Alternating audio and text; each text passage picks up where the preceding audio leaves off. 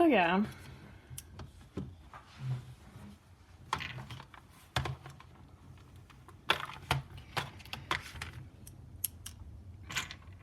I usually use you know, um this weird praying colors. But you know what's weird about these cups made in France? They were made in France. But what's weird is that Mary Jane had a black cat. And it would just be around at her at all times. It just began meowing at me one time, just like hollering at me at my window at the strike of midnight on October 31st, when there was like a full blue moon out in the largest blue moon you've ever seen in your life, 2020. I took a video of it.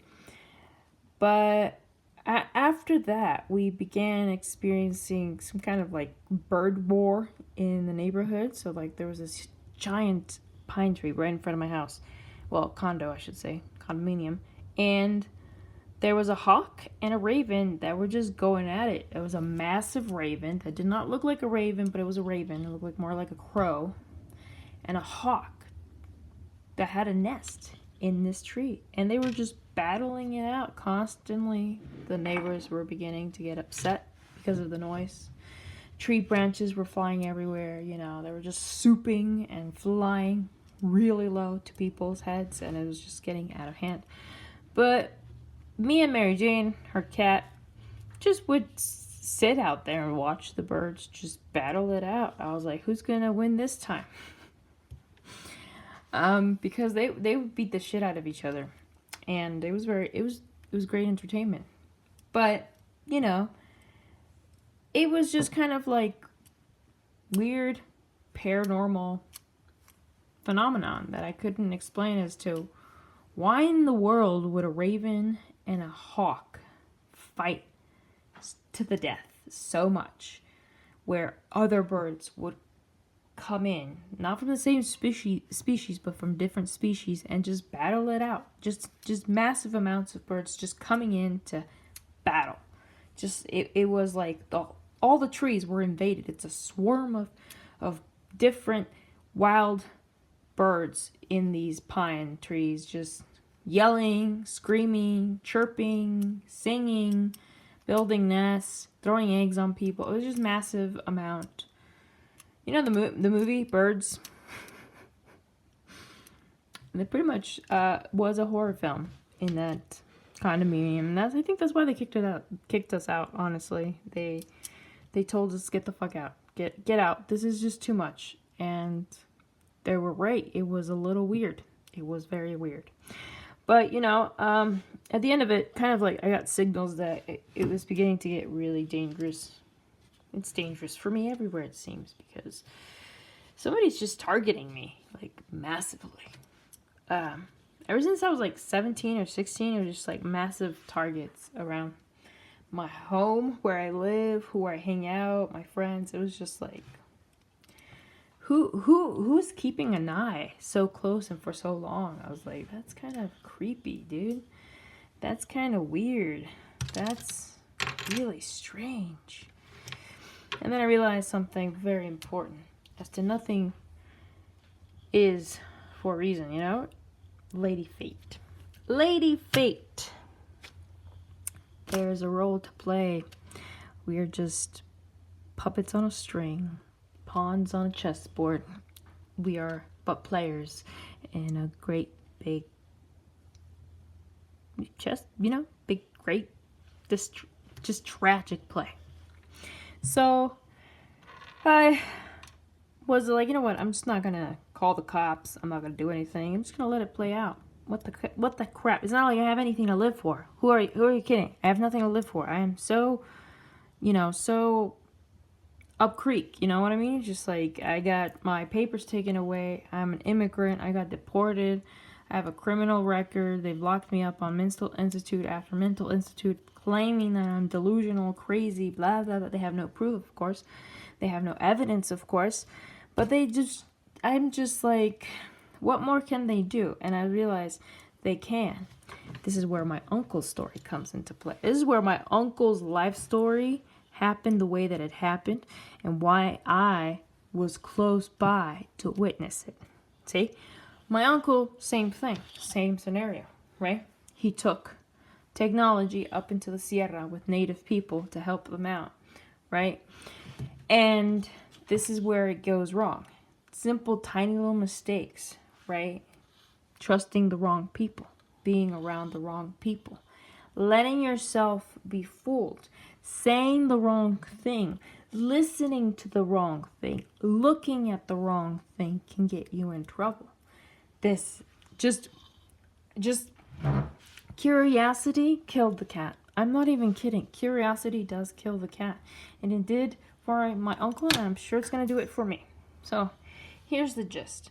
So, he got locked up in Los Mochis, Sinaloa, in a jail, right? He got beaten, he got tortured, he got raped, and he got drugged out of his freaking mind. When they were done, we found him in a cell, naked, covered in I don't know what, but it wasn't pleasant. What he was covered in feces, urine, I mean, you name it, he was covered in it. And so it was just kind of like, what do we do with my uncle now that he's completely lost it? He's not coming out of that cell ever the same. So once my aunt got him out, she realized my father was a treacherous snake that could never be trusted ever again for any reason with me or anyone in the family. So she devised a plan to get my mom out of the relationship she was with my father. But she didn't listen, of course, because she was Delulu. She was crazy. And everybody knew it except my mother. So it was kind of like a battle of like, what do we do with, one little girl that is in the hands of two crazy people that are about to kill themselves eventually from their delusions and their grand schemes of, I don't know. You know what I mean? So my aunt intervened, my grandma intervened, but they intervened wrong. They intervened with packages behind them. They intervened with family members that should not have been trusted. Because traitors are among your own kind. They're the closest friends. They can turn on you. If money's involved, they will turn the table. If technology is involved, the tables will turn. Power dynamics will turn. Everything will turn on its head. If there's a way, in any way, in your inner circle, someone can be a snake, they will be a snake. Eventually, if you get pushed enough, you get caved in, right? So after the Chinese torture my uncle endured, they devised a plan. We need to get out of Mexico. We need all of us to get out of Mexico. We cannot stay here. So my aunt said, let's get out. Let's get out. Let's cross the border with unsavory people. We don't care. We're that desperate. We're that desperate to get out of to Mexico that we're willing to risk our lives in the desert just to get out of this shithole. Right? So it's like it can't possibly get worse. My aunt had already been raped, had been stalked. She was a serious target to be killed quite soon. So she said they already killed her brother, raped him, tortured him, drugged him, left him in a cell to rot. She's like, we have no way of ever getting out of here alive. We are not ever going to get in this situation of life. So she said, you know what? We are going to do the one thing that we've never thought of doing, which is winging it with nature. Just fuck it. Okay? Pack our midnight bags, literally small, little, tiny little bag, and let's just put her in a blanket and just try to get out through a car, just pass by, trains, whatever, be out in the streets. It doesn't matter. We have to move. We have to get momentum. So they did. For some luck, they got a car.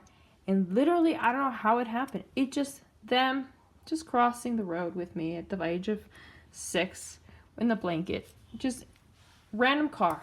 They just crossed the border without a problem whatsoever. They just went like, go, go, go.